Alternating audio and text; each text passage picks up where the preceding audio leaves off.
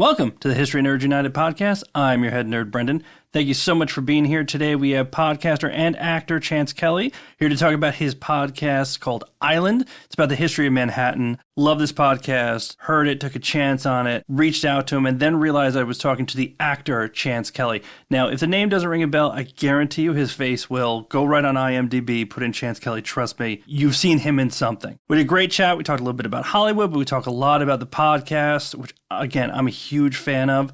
So let's just bring him on here. All right, here we are with Chance Kelly, host of the podcast Island, talking about the history of Manhattan and New York. Chance, thanks so much for coming on. Thanks for having me, Brendan. First things first, can you confirm that you are Hollywood Chance Kelly? I will never admit to being Hollywood anything. I am Chance Kelly, who has done some acting, and I've been in Hollywood a couple of times, but no, I'm definitely not Hollywood Chance Kelly. All right. Well, we have to at least ask some questions about Hollywood. No one will forgive me if I just jump right to the podcast, which is fantastic, and we will get to it. Thank you. But first, I was thinking about it, and I'm like, where did I see him the first time? And I finally came to me. Law and Order Criminal Intent. You facing off with Vincent D'Onofrio, where you're a hardcore firefighter and you get in a fist fight with Vincent D'Onofrio. It took a little while, but it finally clicked for me. You're misremembering a little bit. You're close. Okay. You're right in both instances, but I didn't fight with Vincent D'Onofrio. We had a nice, pleasant conversation. I was a detective in a horse stable with Vincent D'Onofrio, and he was a lovely guy. And that happened to be right down the street in Eastchester, at the California Road Stables. But we had a colossal brawl with Chris Noth, and it was the cops against the firemen. And let me tell you something. This was an all-star epic because every stuntman in New York was there. Everyone I knew was there on one side or the other. And it was like this incredible battle royale. It was so much fun, too. I mean, fights in Hollywood, fights on screen should be fun. It should be like dancing. And if it's done right by the right pros, it is. And we were laughing our asses off the whole time, including Noth. And that was so much fun. That was down on the Lower East Side in this little building that was a firehouse that as far as I know, they only use it for film shoots now to be a firehouse. Well, I also should send out a disclaimer to everybody who's going to listen to this that you and I are going to bro out a bit. We both come from generally the same area of New York, right outside of New York City to the north. Yeah. You're on one side of the Hudson, I was on the other. And I know that it's going to go a little bit different than other podcasts because when we talked for a bit, my girlfriend was hearing half the conversation. I went upstairs after I hung up. She goes, "Who are you talking to?" I said, "Oh, Chance Kelly, blah, blah, blah. He's from here." She goes, "Oh, you went full New York." I could hear it. Going in the military, not living at home for a while, I've lost a lot. But generally, if I talk to somebody from, near back home, I'll get the, "Hey, Ma, guess who I talked to?" Like, it just comes right back. And I'm a suburban kid. I'm not even from the city. I know, but it doesn't matter. Yeah. Me too. Most of my life, more than half of my life, I've lived in more or less southern Westchester. Having this conversation with someone just the other day, New Netherland, which is largely what my podcast originates being about, was the entire tri-state area. I mean, like the entirety of the three states, New York, New Jersey, and Connecticut, what they are today, as well as much of Pennsylvania and a large part of Delaware, including the Delaware Bay. I stand by that today. That is New York. You can call it what you want. You can say, well, it's not New York. It's New Jersey. You go down the turnpike. That's baloney. This is the New York area.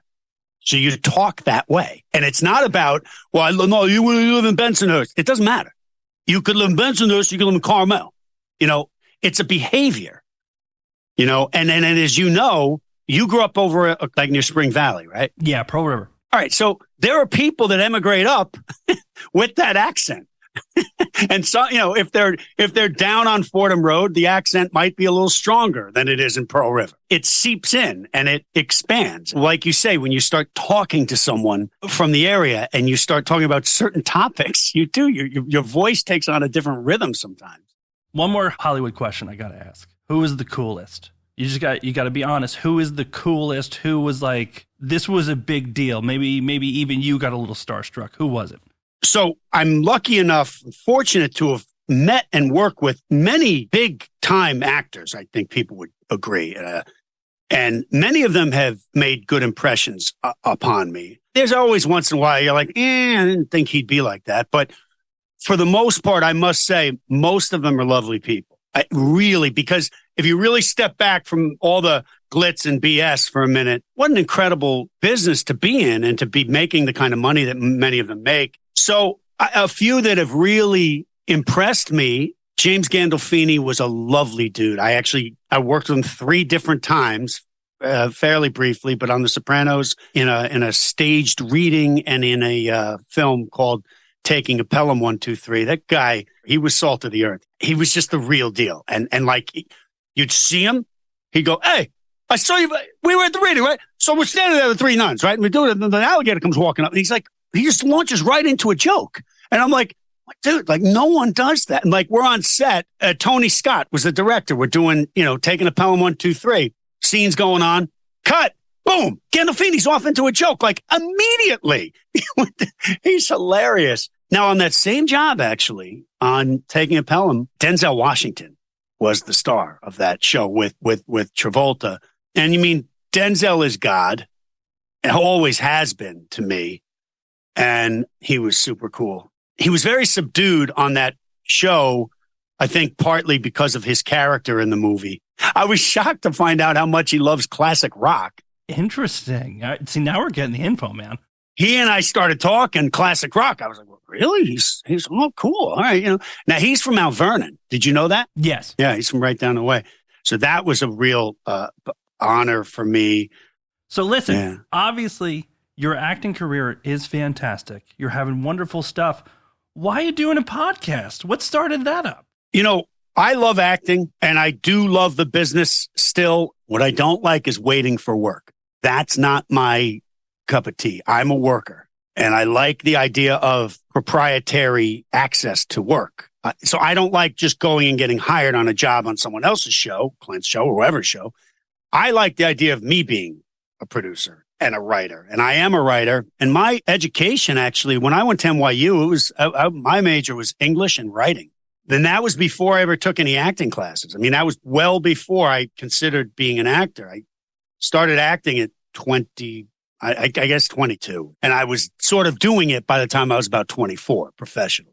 But I wanted to write and produce my own stuff. There's no clear pathway into doing that, even if you are an actor. It don't really matter. In fact, in certain ways, being an actor and somewhat established as this rank and file, mid-level actor has hampered my ability to be considered a writer. It's like Michael Jordan comes up and he wants to be a baseball player. You're like, dude, you're a basketball player.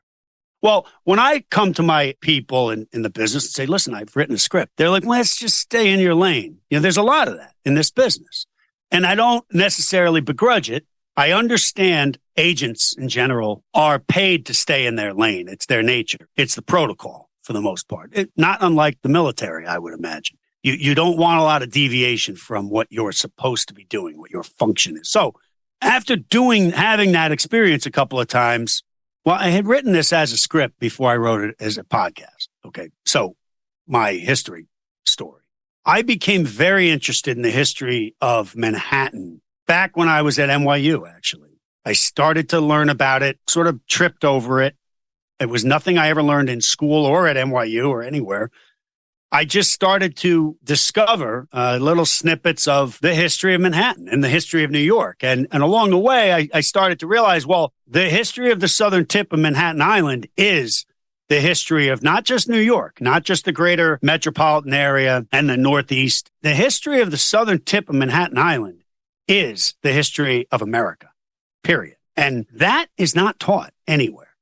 No, we're taught the Pilgrims, which historically speaking, it's part of it. But very often you hear, hey, New York, it was the Dutch. Fast forward. Then the English took it over. And now we'll start talking about New York. There's a lot of open history there that is generally not dug into unless you're from the area. And then if you're from the area, you get a little bit more, but not a lot. Here's the real important part. And I've put this on my YouTube channel. because I think it's really important. The real history of America, even before this, what happened on the southern tip of Manhattan Island, the reason people came here in the first place in the early part of the 1600s was a man named Martin Luther. Now, we're talking about Martin Luther, who was a Catholic priest back in the 16th century, who started to question the powers that be to great peril. I mean, this was taking your life into your hands.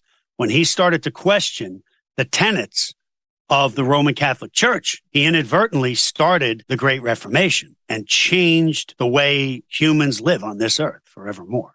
Had he not done that, it's conceivable that we could still be under the rule of the Roman Catholic Empire that essentially controlled much of the earth back in those days. But because Martin Luther had the wherewithal and the courage to start asking questions, we had the Great Reformation that allowed people to have the ability and institution to break away from. I'm talking about the ancient version of Roman Catholicism. And again, I don't mean to denigrate Catholicism on any level. My family's Catholic. But the old version of Roman Catholicism in that era was archaic and severely flawed. It was its own government at that point, right? When we talk about this, and in case anybody's going to get upset, I am Catholic. So we're just talking about history. It's the history of it. It was a world power. It wasn't a theological idea and a church at that point. It's a government unto itself that other governments had to bend to, essentially. Yeah, and the church and the state was by design one and the same. Therein lay its major flaw and its major, core of corruption. You were told if you pay enough in taxes to the church, which was the state, that you would find everlasting salvation, your soul. You would save your soul, but you had to pay a certain amount. Martin Luther is the reason we have a United States of America. The Reformation is why people came here. Other than Native American life, Protestantism brought the society to this part of the world that we now know as the United States of America. I am much happier that nowadays, whenever you're talking history, everyone remembers that one disclaimer. Yes, there were already people here. They were already doing their own thing. When we're talking about America, the white people didn't discover anything. They were already here, but, right, that is where a lot of this history kind of starts to expand. I mean, first of all, you've got a lot of room for a podcast. I mean, we're talking hundreds of years, a lot of different things. It's not just you with the podcast, right? You got people helping out. Like, how long is it taking you to put together one podcast on just one section of this history?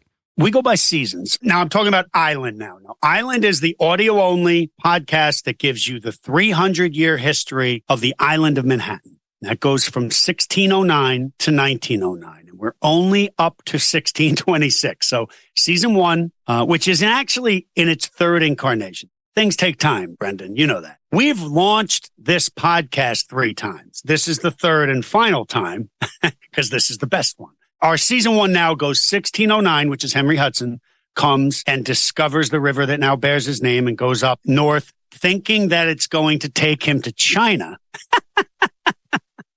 And it takes him up a little bit past Albany, where the river narrows too much so that he can't get his 65-foot wood-hewn yacht up any further. So he has to do a U-turn and come back around.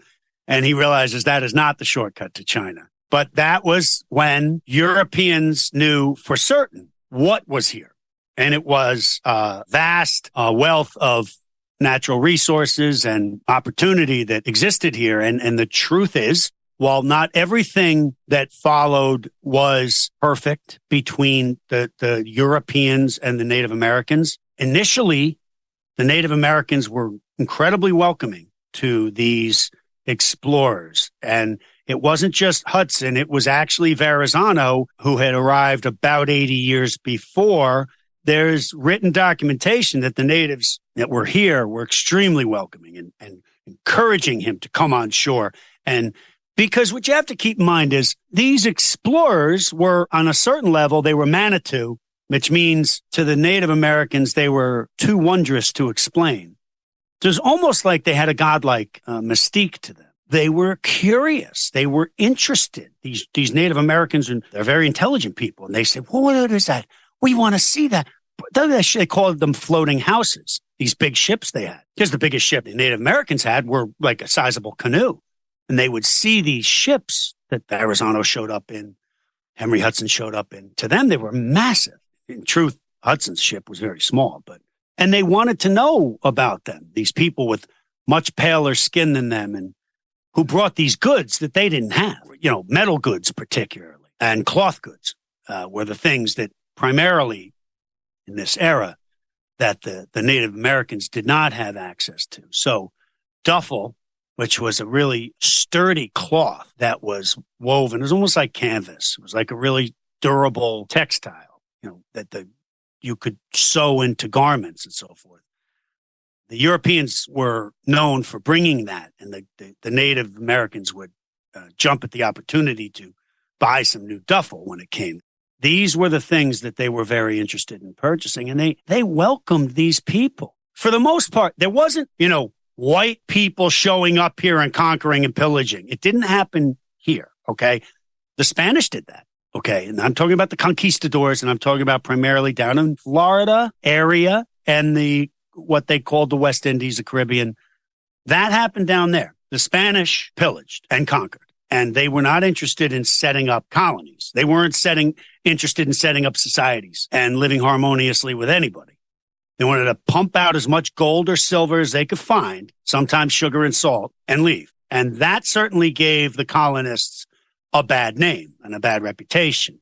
But this is why history is important. It's why it's important to get it right as you can. Because I've read the instructions that were given to the Dutch governors who were sent over here. The first so-called permanent governor was a guy named Willem Verhulst, who was sent over here in 1625, Dutch man. They gave explicit instructions to him.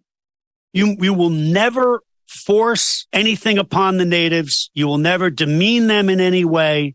You will never steal from them. You will never hurt them. They go to great lengths to emphasize to these people that you will act in good character and under the guidance of God as you move forth over there, and you will maintain friendly relations with the natives. These are some of the key instructions given to these people when they came over here. So it's not as simple as people like to say. Oh, no, definitely not what we were taught growing up. I remember being taught that everything was kind of a mess from the beginning, that the white person was taking advantage constantly and things like that, which, as you mentioned, there are very much instances of that. We're not hand-waving that away at all. But I remember one of the big things that everyone learned right away was how much Manhattan was bought for. That was a big one. They always had a picture of it. And they gave him a few beads and this and that, which completely misses the point that, first of all, if you're talking about anybody who really tried to get along with the natives, the Dutch were them. The Dutch were like, hey, we're coming. We want to be a part of this. They had excellent relationships in Manhattan and the surrounding area. But very often when we were learning history, they skip right to, we swindled them out of Manhattan. Right? We, the white people, swindled them out of Manhattan, which it's just not that simple. The problem is you can't use the term white people and be accurate in history because, as I said, the history of America is the history of the Great Reformation. The Great Reformation was white people against white people. So if we're going to say, if we're going to use the phrase white people, you have to articulate, well, which white people are you talking about? Because a lot happened with a lot of white people. It does remind me of my favorite Jim Gaffigan joke about Catholics and Protestants, where he said, if you talk to any one of them, they would say, hey, see those people over here who look exactly like us and basically believe almost the same exact thing? I want to kill them. Yeah. So my ancestors were chased out of Northern Ireland because they were going to be killed by the Protestants. In the early part of the 1800s, way before the famine, they were living in Tyrone and they were going to be imprisoned or killed. So they were chased out by evil white people. So I do stand by. There are some evil white people in the world and they have a lot to do with why my white people are here, And then my uncle, you were going to ask about Honest John, my great uncle, Honest John Kelly, was one of the foremost pioneers for civil rights in America and religious freedom. Now, he was Catholic. So it's amazing how this story pivots. So it starts, this nation was formed by Protestant people who were escaping the persecution of Roman Catholicism. Well, after a century and a half or so, the Protestants here decided that they owned it. They decided, well, we're the Native American Party. That's what they called themselves. They were also affectionate or commonly known as the Know Nothing Party. There's in the 1800s. They decided they wanted zero immigration, none. We don't want any more people here. We're here. It's our country. We have enough people. No one's allowed. Well, John Kelly came here and he became one of the first Irish Catholic people elected to Congress. And he served as a congressman from the time he was 32 years old. And he was a staunch advocate for immigrants of all races, creeds, colors, and religions. So it's complicated. The simplicity that people want to paint, the history of this country with is just nauseating sometimes because they don't, for the most part, they don't understand it or care to understand it. The history that this country has seen, the fabric and the texture that has defined who we really are as a nation should be celebrated, and it should be known, and it should be taught. And it's not being taught in public schools. I can tell you that right now. I will continue to tell my version of it, and my version is accurate. And now you were asking about buying Manhattan Island. Episode 107 tells you all you need to know about that. And I get into 60 guilders was the official currency used, was the equivalent of the goods that were exchanged with the natives in this transaction. There was no money that changed hands. The Dutch were hypersensitive accountants. They were really sticklers for numbers. So they would do an accounting of everything. And they calculated the furs, the wampum, the cloth goods, the metal goods, the axes and hammers, spoons and buttons. And they calculated that at that point in 1626, in the fall of 1626, that accounted for the equivalent of 60 guilders worth of goods. But what people don't understand is the Native Americans were not looking to make loot on this transaction. The Native Americans, in many cases, this case included, by having an outside faction so-called purchase the island, first off, it was more like a lease. Okay. It was almost like they were leasing the island, the Dutch at the time, and they were going to share the responsibility of maintaining that island. And that included security. So in coming together on that transaction, the Dutch and the Native Americans from this area were in an alliance. And that includes a military alliance. So the understanding is that the two groups will be on the same side. And the Dutch bring artillery and these floating houses and ships and manpower. There's a level of security there for these Native Americans. Now, these are Algonquin Mohicans for the most part. They're Algonquins. They're of the Algonquin tribe as opposed to the Iroquois, which are up north more. Now, the Mohicans, who are Algonquin, and the Mohawks were constantly at war with each other. So if the Mohicans and the Algonquins could garner some support and security from the Swanikins, which is what they called the Dutch, the Europeans at that time, they're going to take it. So the transaction of so-called selling Manhattan had as much to do with that as anything else. Which is very funny because it mirrors what happened in Plymouth Colony, right? As they showed up and then there were Indian tribes that were warring between each other. And then it was like, this is a worthwhile alliance, at least right now. And I always say this is on the blog constantly. Saints and Strangers, the miniseries that came out a few years ago, is freaking fantastic. Something that was not what I like to say Mel Gibson, which is history that is absolutely butchered. It is not. It's a great series, but it unfolds just like you're talking about in Manhattan, which is, hey, we're mutually getting something out of this. And the alliance very often is the most important thing. It's not about the wampum. It's not about this. It's about alliance against a stronger tribe because you're trying to build up your own strength. Yeah, as you said, that is a piece of the history, but the Pilgrims and the Walloons, now the Walloons were the people who essentially founded this place as a colony. So it wasn't the Dutch. The Dutch had to enlist the Walloons. A Walloon is from what we call Belgium today, French-speaking Protestant. A Huguenot or a Huguenot is the same thing just from France. These are the people who actually founded this place. They were all Calvinist. Puritans are Calvinist and Walloons are Calvinist. They all lived together in Leiden in the Dutch Republic before they came over here. The Pilgrims came here first in 1620. They didn't mean to end up in Cape Cod. They meant to end up on Manhattan, but they just weren't the seafarers that the Dutch were. And they didn't cross the Atlantic as effectively and as professionally as the Dutch were able to. The Dutch were just masterful sea navigators. And the Pilgrims ended up in what's now New England by mistake. Which I would like to point out for a lot of people who say, no, wait, the Pilgrims were aiming for Virginia. It was all Virginia at that point. Basically, all of it was Virginia. It's not the state. It was what was called Virginia back in the day, and that was a huge piece of land that was basically most of the eastern seaboard. Yep. The New World at that era referred to this entire side of the planet, but Virginia essentially meant the entire East Coast. So just in case you're wondering, everybody out there, no, the history books didn't lie, and neither are we.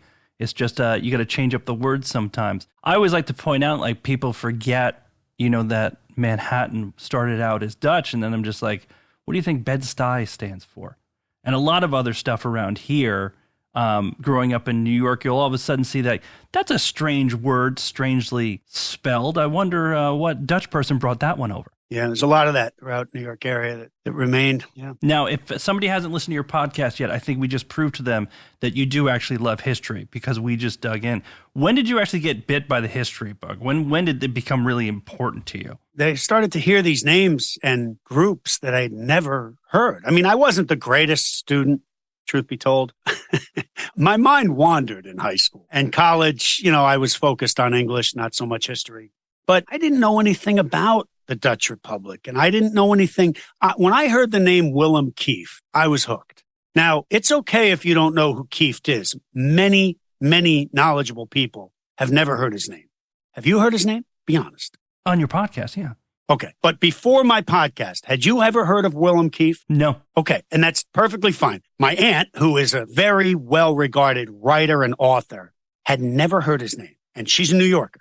I said, this guy's story is as compelling as any swath of history that I've ever heard of. And the tragedy of his administration and the time that he was in office is just, it's incredible. And I think it was when I really got a whiff of his thing that I couldn't put it down. Now, Willem Kieft was the governor of New Netherland, which was this very area that we're talking about. The center, the seat of New Netherland was New Amsterdam, which was the southern tip of Manhattan Island. He was the governor just before Stuyvesant. So Stuyvesant replaced him, and then Stuyvesant would be the final governor of the colony before the English took it over in 1664.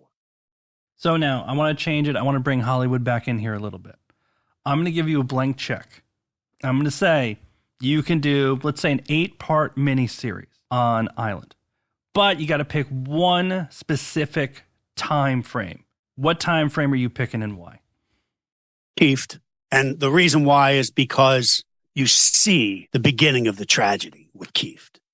Pierre Minuit is the one who actually arranged the purchase of Manhattan in 1626 that we just talked about. He was a Walloon. He was a French-speaking Walloon, refugee of the 80 Years' War. And he came over here. He read the instructions that were given to Verhulst, who was the guy he replaced. And they were the instructions that I had paraphrased before a little bit, that one of the foremost objectives is to live peaceably with the natives. And he practiced that to the letter. And he was as focused on that as any governor or administrator of this place had ever been. He was replaced 7 years into his administration by a nephew of Kilian Van Rensselaer, who Kilian Van Rensselaer was patroon number one. He was the biggest landowner in the colony, who, by the way, never came here and never would. But he owned eventually up to about 1 million acres of what comprises Albany and Rensselaer counties today. And he had vast influence over this colony. And his nephew, who was a bona fide putz, got inserted as the governor, who replaced Minuit, Minuit was an incredible guy. Wouter Van Twiller was a putz. He was eventually replaced because he was so hapless 5 years later by Willem Kieft, who was supposed to be the reformer. That's what he was being touted as when he came in. As disastrous as Wouter Van Twiller was, he had a great relationship with the natives. The natives loved him. And when they replaced him with Kieft, it couldn't have been more different. Kieft did not relate to the natives well, and it just started to slide downhill with him. Okay, again, money is no object. Dream casting, who is going to be Kieft? I'm taking you out of it. Obviously, you'd be perfect for it. So you got to pick somebody else. Dream casting, who's doing it? Well, I couldn't play Kieft, I'll tell you that. I've actually thought about it. Who would I play if and when this is a TV series? There's not a whole lot of guys that I've identified that I thought I could step in that role or would want to. But Kieft is a very, very specific actor who I've identified a couple of fellas that no one would know their name, but they're Dutch.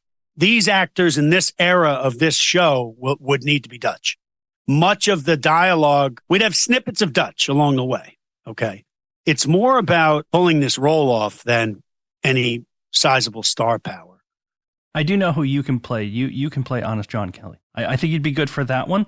I think there'd be a nice connection there. Well, honestly, he didn't look anything like me, and he was, so-called Black Irish. So he had very dark features, and he was a lot shorter than me. But thank you for suggesting that.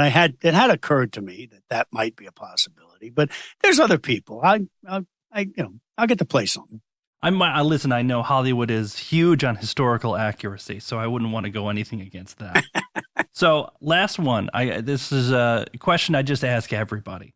There are people who are like, history is boring. We talked about it, right? You're in history class, you're nodding off to sleep, and they're listening to this and they're like, all right, like this sounds like fun. We've talked some Hollywood stuff, but I don't like history. Why should I listen to Island? What would you say? Well, you're going to get it straight from me, and you're going to hear a story that I would venture to say you haven't heard before. All right. I mean, I got no stake in what people do and don't know, but I know this story is important. I also know that this story is really not told many places, nor is it taught anywhere that I can see. I don't know any school that teaches this story. I hope that changes, but as of now, I don't know any school that teaches it. First off, there's nothing boring about this podcast, because if it's boring, it gets cut. As I write every word with my production partner, Yap Jacobs. If there's a lull, we cut it or we rewrite it. So we do try to illustrate the story in as interesting a manner as possible. We do keep pacing in mind. It's very important, because history can be dusty and boring. We will never let this story be told in a dusty and boring way. It's coming out of the history books with us. It's coming to life. You listen to our podcast, you hear beautiful music, you hear great voices, you hear great storytelling. That's what I wish I had when I was younger, looking to learn about this history. It's largely our lost history. It's just not told in a formative, sequential manner in this way. And if you start in 1609 and you follow along with us through 1909, you're going to get a version of history that's never been told. Well, it's got my seal of approval, which I'm sure at least 20 people really want to hear about. So, Chance, thank you so much for coming on. Thanks for having me, dude. You and I are officially co-conspirators in the holy pursuit of making history cool, dude. Amen. And that's it for this episode. Chance, thank you so much for coming on. Go listen to the podcast Island. If you have any trouble finding it, just put Chance Kelly's name in there with it. I know Island can bring up a lot of search results, and season 2 has already started, so you gotta go catch up. In the meantime, hit us up Instagram, Twitter, Facebook, leave us messages, listen to other episodes of the podcast, give us 5-star ratings if you don't mind. Till next time, nerds, stay cool.